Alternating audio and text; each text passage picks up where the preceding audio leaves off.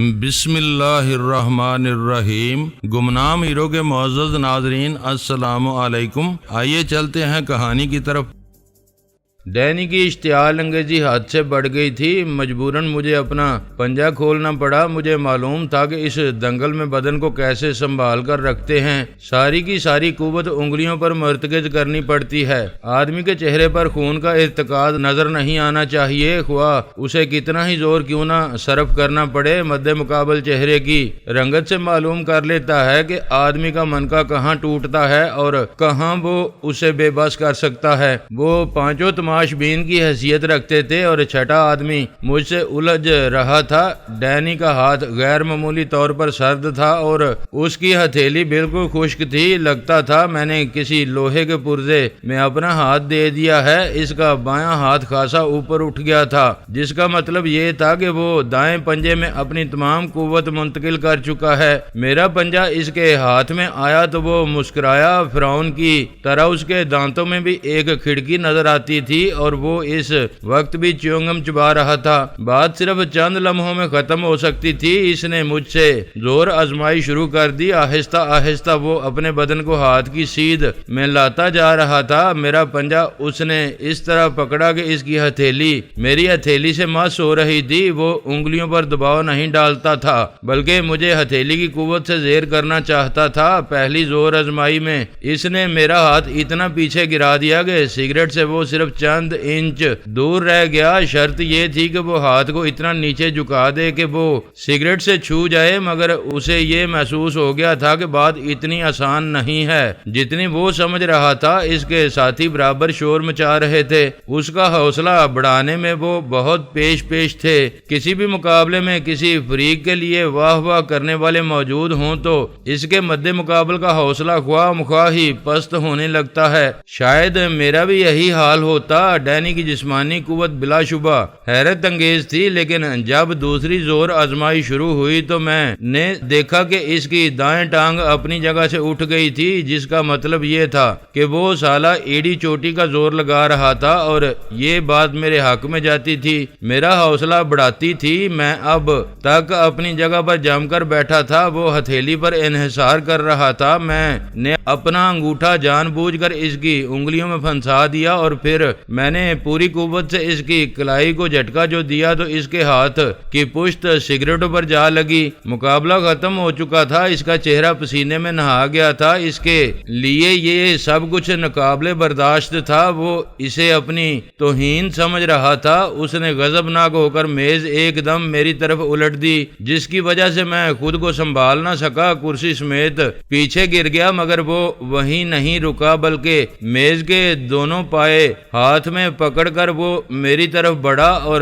میز سیدھی میرے اوپر دے ماری۔ وہ کرسی سے ٹکرائی۔ میرے دونوں گھٹنے اس کی زاد میں آ گئے تھے۔ ان کو بچانے کے لیے میں نے دونوں ہاتھ فرش پر لگائے اور ایک دم اٹھ گیا۔ اس نے میز کو پھینک دیا اور مجھے گالیاں بکنے لگا۔ مجھ پر پل پڑا اور دائیں ہاتھ سے اس نے میرے منہ پر تھپڑ دے مارا۔ ابھی وہ بایاں ہاتھ اٹھا ہی رہا تھا کہ میں نے اس کے پیٹ میں بوٹ کی ٹھوکر لگائی۔ فاصلہ اتنا تھا کہ میں کاری ضرب نہ لگا سکتا تھا، مگر اس کا کوئی فائدہ نہیں ہوا، بلکہ اس کے حملوں میں اور زیادہ شدت پیدا ہو گئی اور اس نے مجھے گریبان سے پکڑنے کی کوشش کی۔ اس کے پانچوں ساتھی ہمارے ارد گرد کھڑے تھے، مگر اس نے میرا گریبان پکڑا نہیں تھا کہ کمرے کی سلاخوں کے سامنے کئی سپاہی اور خود پیٹر ہاک آ ٹھہرے۔ ایک سپاہی نے دروازہ کھولا اور اس کے ساتھ ہی ہارٹن اندر آ گیا۔ اس نے پستول نکال لیا تھا۔ ڈینی، وہ چیختے ہوئے بولا، پیچھے ہٹ جاؤ ورنہ میں مغز پھاڑ دوں گا۔ اس کی آواز سنتے ہی ڈینی کو ہوش آ گیا اور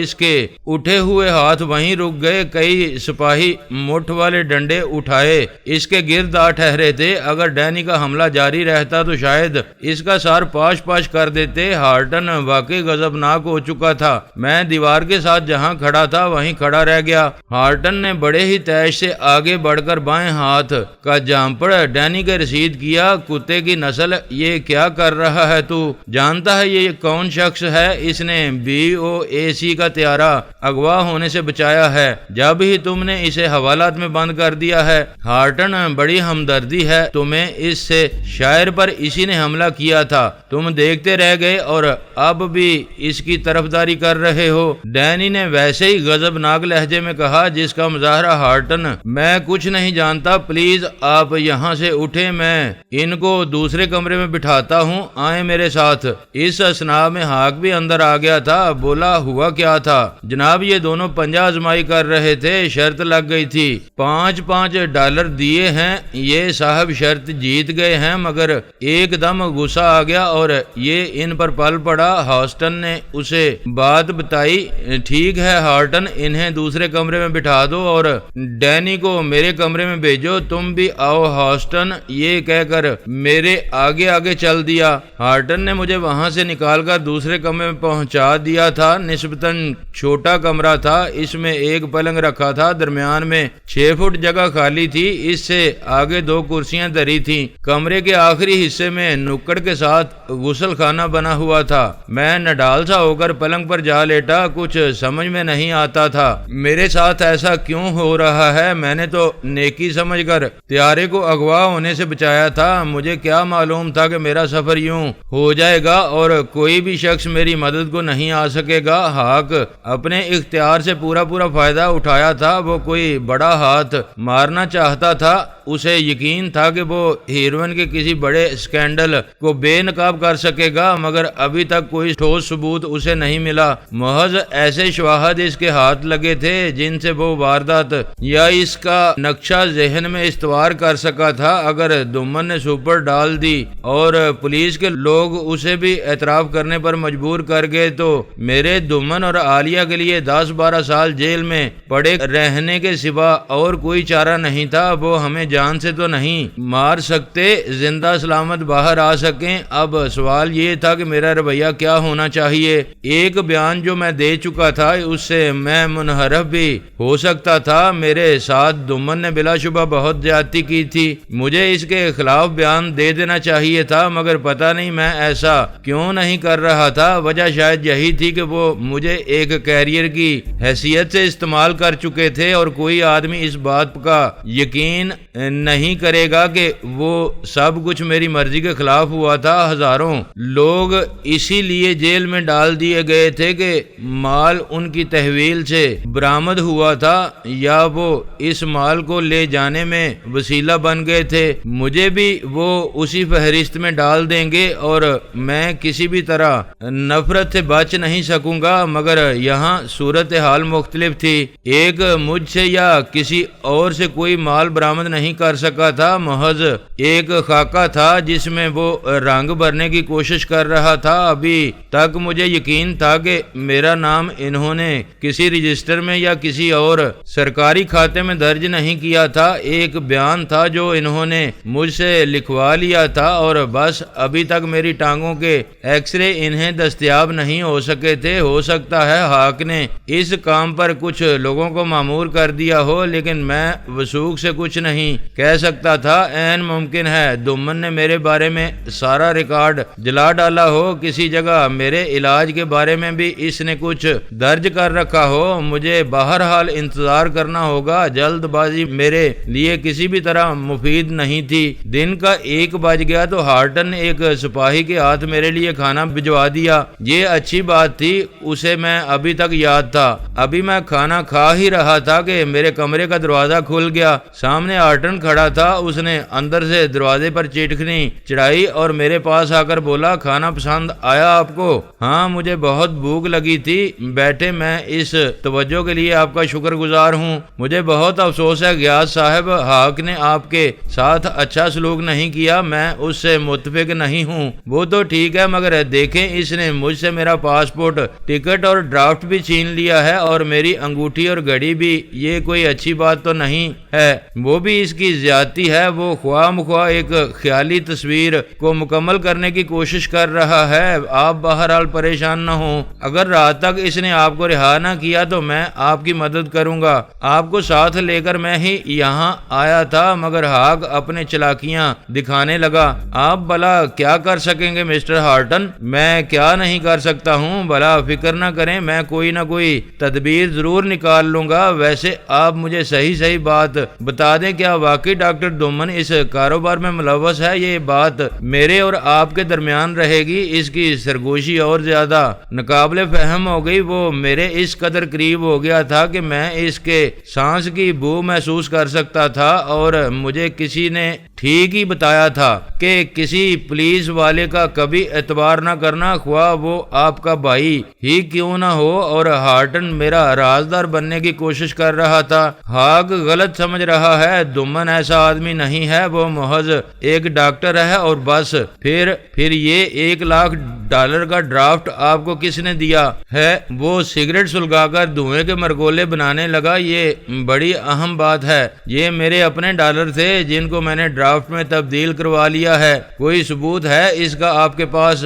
ثبوت کی کیا ضرورت ہے؟ میں یہ رقم اپنے ساتھ لے کر آیا تھا اور اس کو میں نے لندن اور ہانگ کانگ میں کمایا تھا۔ میں یوں ہی تو سیر کرنے نہیں نکل آیا۔ میرے پاس کچھ قالین تھے، کچھ پاکستانی زیورات تھے اور کچھ پرانے زمانے کی چیزیں، انٹیکس سمجھتے ہیں نا آپ، وہ میں نے بیچ کر نقد کر لیے اور سیر کے لیے امریکہ چلا آیا۔ مگر آپ کے پاسپورٹ پر تو یہ بات درج نہیں ہے کہ آپ لندن اور ہانگ کانگ گئے تھے۔ میں نے خود دیکھا ہے اسے، وہ میرے پہلے پھیرے کی بات ہے۔ اس کے بعد میں سیدھا یہاں چلا آیا اور رقم مجھے یہاں مل گئی۔ بینک کے پتے پر میرا پہلا پاسپورٹ گم ہو چکا ہے۔ خیر کوئی بات نہیں، میں تو ایسے ہی پوچھ رہا تھا، مجھے اس بات سے کوئی دلچسپی نہیں ہے۔ ہاگ کی سوچ بالکل غلط ہے۔ بہرحال آپ شام تک انتظار کریں، پھر میں دیکھوں گا کہ کیا ہو سکتا ہے۔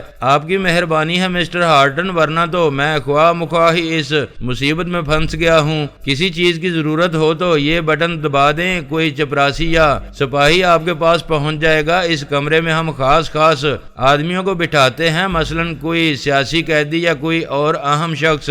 اس لحاظ سے تو میں بھی خاص آدمی ہوں آپ کے لیے۔ نہیں، یہ بات نہیں ہے، آپ اس کمرے میں ہوتے تو وہ لوگ آپ کو چین نہ لینے دیتے۔ وہ ڈینی دراصل آپ سے شاعر کی بے عزتی کا بدلہ لے رہا تھا، وہ اس کا گہرا دوست ہے۔ انہیں کس لیے یہاں رکھا گیا ہے؟ ان پر ایک قتل کا الزام ہے، مگر وہ قاتل ہرگز نہیں ہیں۔ کسی قاتل کو وہ تحفظ فراہم کر رہے تھے، اس لیے انہیں یہاں رکھا گیا ہے۔ ویسے ہیں وہ بہت بدنام لوگ۔ مجھے یہ بتائیں کہ آپ نے دومن کو اطلاع دی ہے میرے متعلق؟ کچھ اسے بتایا ہے کہ نہیں؟ آپ پام روز اسپتال کے بارے میں کچھ جانتے ہیں؟ اس نے الٹا مجھ سے سوال کیا۔ میرا خیال ہے کہ یہ دومن کا چیریٹی ہاسپٹل ہے۔ ہاں، مگر وہ ہمیں نہ گھر پر مل سکا ہے نہ اسپتال میں۔ اس کی بیوی بھی اس کے ساتھ ہی ہے۔ وہ کل رات سے کہیں کسی کام سے چلا گیا ہوگا، مگر میری اس سے کوئی زیادہ شناخت نہیں ہے۔ اتنا جانتا ہوں کہ وہ لاہور کا رہنے والا ہے اور یہاں میری اس سے سرسری سی ملاقات ہوئی تھی۔ خیر مجھے اس سے کوئی غرض نہیں ہے، میں اور اس کی تھیوری سے متفق ہی نہیں ہوں۔ اچھا اب میں چلتا ہوں، یہ کہہ کر اس نے مجھ سے بڑے اتفاق سے ہاتھ ملایا اور باہر کا دروازہ مقفل کر کے دوسری طرف نکل گیا۔ میں جب بستر پر لیٹا تو میرے ذہن میں پرانی یادوں نے پرانی اذیتوں کا ایک لامتناہی سلسلہ امٹا چلا آ رہا تھا، جس سے میں بہت بچتا تھا، ہر حال میں بچ جانا چاہتا تھا، کیونکہ یادیں مجھے لہو رلاتی تھیں، ان سے میرے گھنگرو بولنے لگتے۔ کاش میں پیدا ہی نہ ہوا ہوتا، میں کسی کا کچھ بھی سنوار نہیں سکتا تھا، کسی کے کام نہیں آ سکا تھا۔ میری اٹھان تو ٹھیک ہی تھی، جب میں پھل پھول لایا تو پھر ایسا بکھرا کہ اب تک سنبھل نہیں سکا تھا، اور اب میں سان فرانسسکو میں ایک حوالتی کی طرح سے زندگی بسر کر رہا تھا اور مجھ سے ہارٹن اصل بات پوچھ رہا تھا۔ وہ ٹھگ ہاگ کا بھیجا ہوا تھا، وہ میرا ہمدرد بن رہا تھا۔ میں اس کے جھانسے میں کیسے آ جاتا؟ یہ ناممکن تھا، کیونکہ میں ان کو اصل بات بتا دیتا تو نہ میں جیل سے بچ سکتا تھا نہ دومن، اور اس شخص سے مجھے کوئی ہمدردی نہیں تھی۔ میں تو اسے قتل کرنا چاہتا تھا، مگر اس نے مجھے ایسے چکر میں پھنسا دیا تھا کہ نہ پیچھے ہٹ سکتا تھا نہ آگے جا سکتا تھا۔ سانپ کے منہ میں چھپکلی آ گئی تھی، نہ اگلے بنتی تھی نہ نگلے، میری جان زیک میں پھنسی تھی۔ آبی اور آسیہ بیچارے کیا سوچتے ہوں گے، کوئی ان کا پرسان حال نہ ہوگا، میرے بارے میں انہیں کوئی اطلاع نہ دے گا۔ کس کو معلوم تھا کہ میں یوں بے ارادہ امریکہ جا پہنچوں گا۔ بہت ہی تھک گیا تھا، سوچ سوچ کر بالآخر میں گہری نیند میں چلا گیا۔ فائدہ اسی میں تھا، میری سوچ بچار میرے کسی کام نہیں آ سکتی تھی۔ حال میرا یہ تھا کہ میں مسلسل جھوٹ بولتا چلا آ رہا تھا۔ کیوں؟ آخر کس لیے؟ شاید مجھے عالیہ سے ہمدردی ہو گئی تھی، اس نے روایت سے ہٹ کر مجھے ایک نادر الوجود تحفہ دیا تھا۔ ایسا تحفہ مجھے امر کر سکتا تھا، بندوق اور پستول کی گولی سے بچا سکتا تھا۔ اس کا ممنون احسان تھا، مگر اب وہ تحفہ مجھ سے چھن چکا تھا۔ پتہ نہیں اب وہ مجھے کب واپس مل سکے اور ملے گا بھی کہ نہیں۔ جب میں سو کر اٹھا تو شام کے 5 بج رہے تھے۔ کمرے کی دیوار پر گھڑی یہی بتا رہی تھی۔ میں نے بستر سے اٹھ کر غسل خانے کا رخ کیا اور غسل سے فارغ ہو کر آئینے میں اپنی صورت دیکھنے لگا۔ میں وہی پرانا غلام جیلانی تھا۔ وقت نے میری صورت بہت حد تک بدل دی تھی، مگر پھر بھی کوئی بھی شخص مجھے دور سے ہی پہچان سکتا تھا۔ غسل خانے سے نکل کر میں نے بٹن دبا دیا۔ کچھ دیر بعد تھانے کا چپراسی اندر آ گیا۔ انہوں نے میرے دروازے پر مسلح سپاہی کھڑا کر دیا تھا۔ برادر، چائے اگر مل سکے تو لے آؤ، ذرا تازہ دم ہو جاؤں گا۔ کافی نہ لے آؤں جناب؟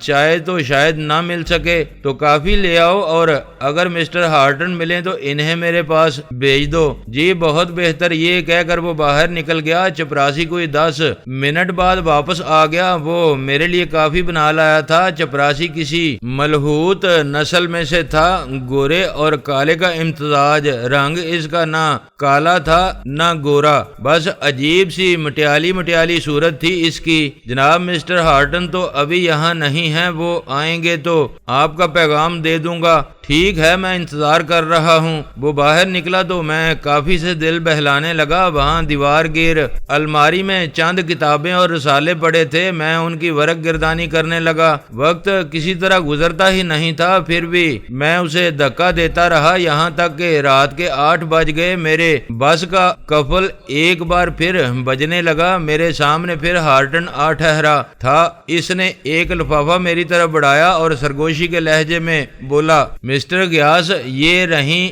آپ کی چیزیں، آپ کا اٹیچی کیس بھی میں لے آیا ہوں، یہ لیں، اس میں آپ کی تمام چیزیں محفوظ ہیں۔ میں لفافے میں، ارے یہ آپ کیسے لے آئے؟ یہ تو حاک کے پاس تھیں، بس میرا داؤ چل گیا، میں نے اس کی دراز کھول لی تھی، وہ اس وقت کسی کلب میں بیٹھا شراب پی رہا ہوگا۔ میں نے بڑی بےتابی سے لفافہ پلنگ پر الٹ دیا۔ اس میں میری انگوٹھی، گھڑی، ڈرافٹ اور پاسپورٹ، سب کی سب چیزیں جوں کی تم موجود تھیں۔ فرینڈ، میں تمہارا کیسے شکریہ ادا کروں؟ تم نے میری بہت بڑی مشکل آسان کر دی ہے۔ نہیں نہیں، شکریہ کی ضرورت نہیں ہے، یہ میرا فرض تھا، کیونکہ میں ہی آپ کو ساتھ لے کر یہاں آیا تھا۔ آپ سے بیان لکھوانا ہے، مگر وہ بیان کچھ زیادہ ہی لمبا ہو گیا ہے۔ اس کا لہجہ اب بھی سرگوشی کا پتہ دیتا تھا۔ اسے باہر کھڑے سپاہی کا بھی دھڑکا لگا تھا۔ پھر اب کیا حکم ہے میرے لیے؟ دیکھیں، آپ یہاں سے نکل جائیں، یہی بہتر ہے۔ مگر یہ کیسے ہو سکتا ہے؟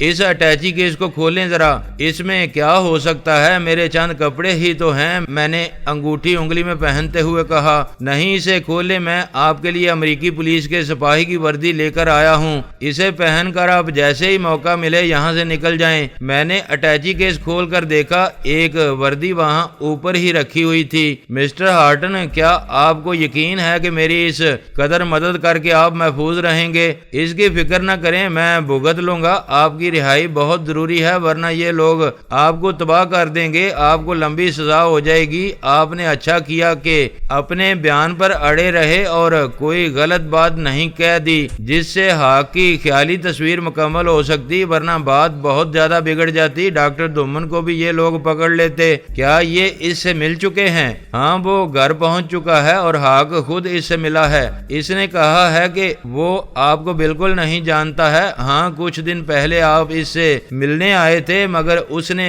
کہا ہے کہ وہ کسی غیاث احمد کو پہلے سے نہیں جانتا تھا۔ اور کیا کہا اس نے؟ یہی کہ وہ کسی رقم کو ڈرافٹ میں تبدیل کروانا چاہتا تھا۔ اس نے آپ کو بینک کا پتہ دے دیا، اس کے علاوہ وہ آپ کے بارے میں کچھ نہیں جانتا ہے۔ ٹھیک کہا ہے اس نے، میرا اس سے کوئی واسطہ نہیں ہے۔ بہرحال اب مجھے کیا کرنا ہوگا؟ دیکھیں آپ اس الماری کو دیکھ رہے ہیں نا، اس کو ذرا کھینچیں۔ اس طرح اس نے دیوار میں لگی الماری کو ذرا سا باہر کھینچ لیا۔ یہ اور زیادہ باہر آ سکتی ہے۔ اس کی دوسری طرف بھی ایک ایسی ہی الماری ہے، اسے آپ دوسری طرف دھکیل سکتے ہیں۔ دراصل یہ ایک دروازہ سا بناتی ہے۔ یہ الماری ادھر نکل سکتی ہے اور دوسری اگلے کمرے میں دھکیلی جا سکتی ہے۔ رات کو 1-2 بجے آپ ان الماریوں کو ہٹا کر دوسری طرف جا سکتے ہیں۔ اچھا پھر آگے مجھے کیا کرنا ہوگا؟ دوسرا کمرہ پولیس کے پرانے سامان سے بھرا ہے۔ اس میں 3 دروازے لگے ہیں۔ کونے کا دروازہ ایسے غسل خانے میں کھلتا ہے جس کا ایک دروازہ باہر برآمدے میں کھلتا ہے۔ ونڈرفل، یہ تو بہت اچھی بات بتائی ہے آپ نے۔ آپ اس دروازے سے باہر جا سکتے ہیں۔ میں اس کی باہر کی چٹکنی رات کو کسی وقت کھول دوں گا، اس سے آپ بڑے اطمینان سے باہر نکل سکتے ہیں۔ وہ اس عمارت کا عقبی حصہ ہے۔ برآمدے سے نکل کر آپ دروازے کی طرف بڑھیں۔ آپ پولیس کی وردی میں ہوں گے، سر پر ہیٹ بھی جما لیں، وہ بھی اسی میں رکھا ہے۔ اپنا چہرہ اس چیسٹر کے کالروں میں چھپا لیں جو میں غسل خانے میں رکھ دوں گا، سمجھے آپ؟ یہ بہت ضروری ہے۔ اس کی جیب میں گہرے نیلے شیشوں کی اینک بھی ہوگی، وہ آنکھوں پر لگا لیں۔ یہ بریف کیس آپ کے ہاتھ میں ہوگا۔ آپ گیٹ پر کسی سے کوئی بات نہ کریں، بلکہ غسل خانے کے باہر ایک موٹر سائیکل کھڑی ہوگی، اس پر بیٹھیں اور دندناتے ہوئے باہر نکل جائیں۔ وہ موٹر سائیکل کس کی ہوگی؟ وہ فلیکس کی ہے۔ اس وقت وہ دوسری منزل پر ہوگا۔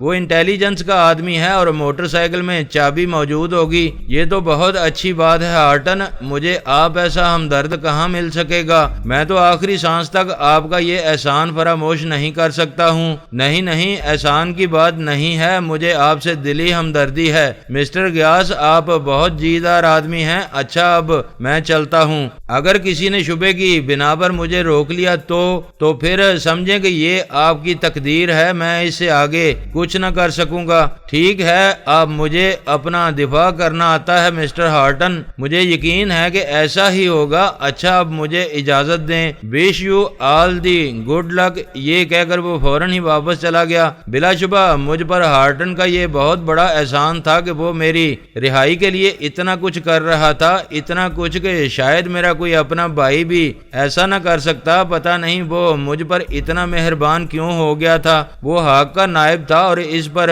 تھانے والے بہت زیادہ اعتبار کرتے تھے۔ اسے یہ اختیار حاصل تھا کہ وہ جو چاہتا تھا اس کے لیے اسے کسی سے اجازت لینے کی ضرورت نہیں۔ کلی طور پر وہ بھی تھانے میں حق کے بعد اسی کے نام کا ڈنکا بجتا تھا۔ کوئی روک رکاوٹ ہرگز نہیں تھی۔ یہی وجہ تھی کہ وہ کئی بار پاس آ چکا تھا۔ مجھ سے وہ اتنی ساری ہمدردی کر رہا تھا کہ اس کی اپنی نوکری خطرے میں پڑ سکتی تھی، مگر مجھے یقین تھا کہ اس نے اپنا بچاؤ پہلے سے کر رکھا ہوگا، ورنہ وہ اتنا بڑا خطرہ کسی بھی طرح مول نہ لے سکتا تھا۔ کسی امریکی پولیس والے کو کیوں فکر تھی کہ وہ میرے لیے اتنی جان کھپاتا اور اسے چھوڑنے بھی جاتا؟ یہ ناممکن تھا، مگر وہ ایسا کر رہا تھا اور ثبوت بھی میرے سامنے تھا۔ پھر میں اس پر اعتبار کیوں نہ کرتا؟ مجھے ہر حال میں اس کے کہنے کے مطابق عمل کرنا چاہیے تھا، بقول اس کے وہ حق میری ساری زندگی تباہ کر دیتا۔ کسی قیمت پر بھی مجھے نہ چھوڑتا کہ اسے اپنی ایک خیالی تصویر کو مکمل کرنا تھا۔ وہ کسی کو باندھ کر ہیروئن کے چکر میں جیل پہنچا دینا چاہتا تھا۔ میں اس کا ہاتھ کیسے روک لیتا؟ ہارٹن نے میرے لیے بہت خطرہ مول لیا تھا اور وجہ اس کی میری سمجھ میں نہیں آ رہی تھی۔ اس کی ہمدردی کا میرے لیے کوئی جواز بظاہر تو نظر نہیں آتا تھا، پھر بھی وہ مجھے فرار ہونے کے سارے راستے سمجھا گیا تھا۔ اس پر اعتبار کرنا ہی پڑ رہا تھا کیونکہ میں اور زیادہ ان کے درمیان میں پھنس جاتا تو پھر میری رہائی ناممکن ہو جاتی۔ کھانا میں نے 8 بجے کھا لیا۔ مسلح سپاہی باہر موجود تھا، وہ خاصا چوکس نظر آتا تھا۔ فرار ہونے سے پہلے مجھے تھوڑی سی دیر کے لیے نیند لے لینی چاہیے تھی، مگر میرا اضطراب کچھ زیادہ ہی بڑھ چکا تھا۔ نیند نہیں آئی۔ سگریٹ ہی ایک کام کی چیز تھے، میں ان سے دل بہلاتا رہا۔ وہ انگوٹھی میری انگلی پر موجود تھی، اس کی موجودگی میں کسی قسم کا خطرہ تو ہرگز نہیں ہونا چاہیے تھا۔ اس طرف سے میں بالکل مطمئن تھا، مگر سوال یہ تھا کہ میں فرار ہو کر کس طرف جاؤں گا؟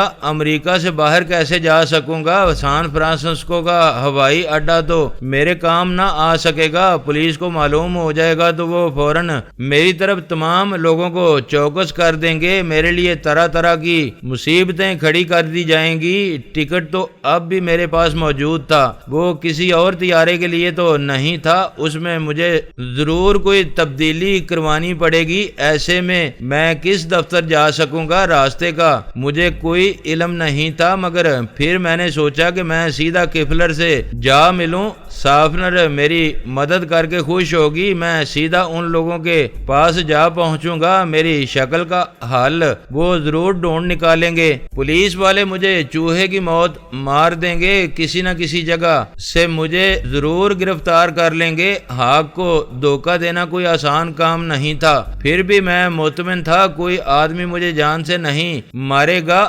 وہ انگوٹھی جو میرے پاس موجود تھی۔ رات کے 12 بجے تو میں بستر سے اٹھ گیا۔ اب مجھے اپنے منصوبے پر عمل شروع کر دینا چاہیے تھا۔ میں نے اپنی تمام چیزیں سمیٹی، بریف کیس ہاتھ میں لیا، آئینے میں جھانک کر دیکھا۔ میں کچھ زیادہ پریشان نہیں تھا، پھر بھی میرے چہرے پر اضطراب بری لکیریں تنی ہوئی تھیں۔ باہر مکمل سناٹا طاری تھا، شاید سپاہی نے بھی کسی جگہ بیٹھ کر آنکھیں موند لی تھیں۔ اس کی طرف سے مجھے کوئی آواز سنائی نہیں دے رہی تھی۔ میں نے اللہ کا نام لے کر وہ الماری اپنی جگہ سے کھسکائی اور اسے کوئی 2 فٹ آگے کھینچ لیا۔ میری کوشش یہ تھی کہ کوئی کھڑکا پیدا نہ ہو۔ الماری کو کھینچ لینے سے جو آواز پیدا ہوئی، اس کا میرے پاس کوئی علاج نہیں تھا۔ اپنے اطمینان کے لیے میں نے کرسی کو چھوڑ کر دروازے کے ساتھ کان لگا دیے۔ باہر مکمل خاموشی چھائی ہوئی تھی۔ اس طرف سے مطمئن ہو کر میں نے دوسری الماری دھکیل کر آگے کیا تو معلوم ہوا کہ ہارٹن ٹھیک ہی کہتا تھا۔ دیوار کے اندر کوئی 2 ہاتھ کا راستہ پیدا ہو چکا تھا، جس میں سے میں بریف کیس لے کر بڑی آسانی سے گزر سکتا تھا۔ دوسرے کمرے میں گپ اندھیرا طاری تھا۔ میں نے الماری سے آگے نکل کر دیا سلائی جلائی تو اس کی روشنی میں نے دیکھا کہ اس کمرے میں اس کا بہت سا پرانا سامان پڑا تھا۔ ان کی وردیاں، نکارہ اسلحہ، گھاس کاٹنے کی مشین، بستروں کی اونچی اونچی تہیں جو پلنگ پر رکھی ہوئی تھیں، مٹھ والے ڈنڈے، ہیلمٹ اور اسی قسم کی بہت سی دوسری چیزیں وہاں کرینے سے رکھی تھیں، ایسے کرینے سے کہ ان میں ایک ترتیب جھلکتی تھی۔ میں ماچس کی روشنی میں چلتا ہوا چیزوں سے بچتا بچاتا ہوا غسل خانے میں جا گھسا۔ ہارٹن ٹھیک کہتا تھا، وہاں ایک ہوک پر اس نے چیسٹر ٹانگ رکھا تھا اور ایک نیلے رنگ کا ہیلمٹ بھی وہاں موجود تھا۔ میں نے چیسٹر پہنا، پھر اس کی جیب سے اینک نکال کر آنکھوں پر لگا لی اور ہیلمٹ پہن کر میں اگلے دروازے میں سے گزر کر باہر نکل گیا۔ ہارٹن نے تمام انتظامات مکمل کر رکھے تھے۔ عمارت کا بایاں حصہ تھا، جہاں کوئی 10 فٹ جگہ خالی چھوڑ کر دیوار کے ساتھ کیاریاں سی بنی تھیں، جن میں تھوڑے تھوڑے فاصلے پر شاہ بلوت کے درخت اگے ہوئے تھے۔ ایک موٹر سائیکل دیوار کے ساتھ کھڑی کی گئی تھی۔ میں جب اس کے پاس پہنچا تو معلوم ہوا کہ چابی اس میں موجود تھی۔ میں نے briefcase motorcycle carrier پر رکھا اور پھر چیسٹر کے کالر اونچے کر کے میں اس پر بیٹھ گیا۔ وہ پہلی ہی ضرب پر سٹارٹ ہو گئی۔ موٹر سائیکل اگرچہ خاصی بھاری بھرکم تھی، پھر بھی اس کی رفتار پر بھروسہ کیا جا سکتا تھا۔ میرا ذہن قابو میں نہیں تھا اور دل میرا بلیوں اوپر اچھل رہا تھا۔ موٹر سائیکل میں نے موڑ تو لی، مگر گیٹ کی طرف بڑھتے ہوئے مجھے سینکڑوں وسوسوں نے نرگے میں لے لیا تھا۔ ابھی میں نے گیئر لگایا ہی تھا کہ اوپر کی کسی منزل سے مجھے کسی نے للکارتے ہوئے کہا، "Who the hell are you? This is my." وہ شاید فیلکن تھا۔ مجھے اس نے اپنی موٹر سائیکل پر بیٹھتے دیکھ لیا تھا۔ اس کی آواز خاصے فاصلے سے آ رہی تھی، شاید وہ کسی عقبی کھڑکی میں کھڑا تھا۔ اس کی آواز سنتے ہی میں نے دوسرا گیئر لگا دیا اور پھر برق رفتاری سے گیٹ کی کی طرف بھاگا۔ عمارت کا چھوٹا سا لان عبور کر کے میں آگے نکلا تو اس وقت تک فیلکن شاید اپنی جگہ سے دوڑتا ہوا نیچے آ گیا تھا، مگر اب اس کی آواز مجھ تک نہیں پہنچ رہی تھی۔ مجھے یقین ہے کہ شور اس نے بہت مچایا ہوگا، مگر مجھے دیکھتے ہی گیٹ پر کھڑا سپاہی ایک طرف ہٹ گیا اور میں اس کے پاس سے گزر کر باہر نکل گیا۔ وہ سمجھا ہوگا میں کسی بہت ہی اہم کام کے سلسلے میں باہر جا رہا ہوں۔ امریکن پولیس کی تیزی اور شتابی ان کی اپنی عمارت سے ہی شروع ہو جاتی تھی۔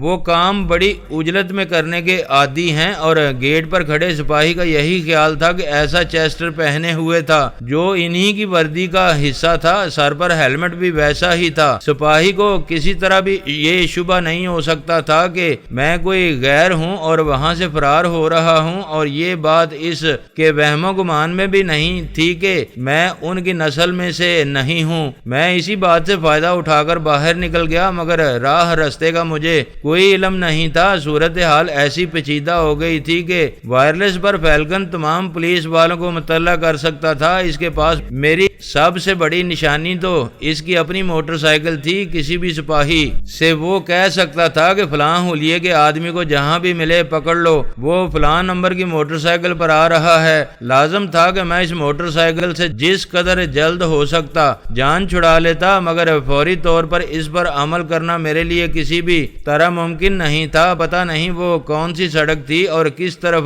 نکلتی تھی، مگر ابھی میں کوئی 3 کلومیٹر ہی آگے نکلا تھا کہ مجھے اپنے عقب میں سائرن کی آواز سنائی دی۔ وہ کوئی پولیس کار تھی جو برابر شور مچاتی چلی آ رہی تھی۔ پتہ نہیں انہیں سائرن بجا کر چلنے کی ہدایت کس نے کر رکھی ہے۔ وہ جب بھی کسی ہنگامی صورتحال سے نمٹنے کے لیے باہر نکلتے ہیں، ہارن پورے زور و شور سے بجاتے چلے جاتے ہیں تاکہ لوگ متوجہ ہو جائیں، راستے سے ہٹ جائیں، مگر اس کا فائدہ ہمیشہ ملزم کو ہوتا ہے کہ وہ افراتفری میں ہونے کے باوجود ان کی آوازیں سن کر کسی قریب ترین جگہ پر منہ چھپا کر بیٹھ رہتا ہے۔ یہ آنکھ مچولی وہاں روز ہی ہوتی رہتی ہے۔ ہمارے ہاں تو خیر پولیس کا رویہ بہت ہی انوکھا ہے، ان کے پاس ایسے وسائل بھی نہیں ہیں۔ بہت ہوا تو وہ کہیں گھات لگا کر بیٹھے رہتے ہیں، ان میں اتنی جرت بھی نہیں ہوتی کہ وہ کسی خوفناک مجرم کو یوں سرے عام پکڑ سکیں۔ شرفا کی بات الگ ہے کہ وہ قانون کا احترام کرتے ہیں اور ان کی ٹانگیں پہلے ہی مرحلے میں جواب دے جاتی ہیں۔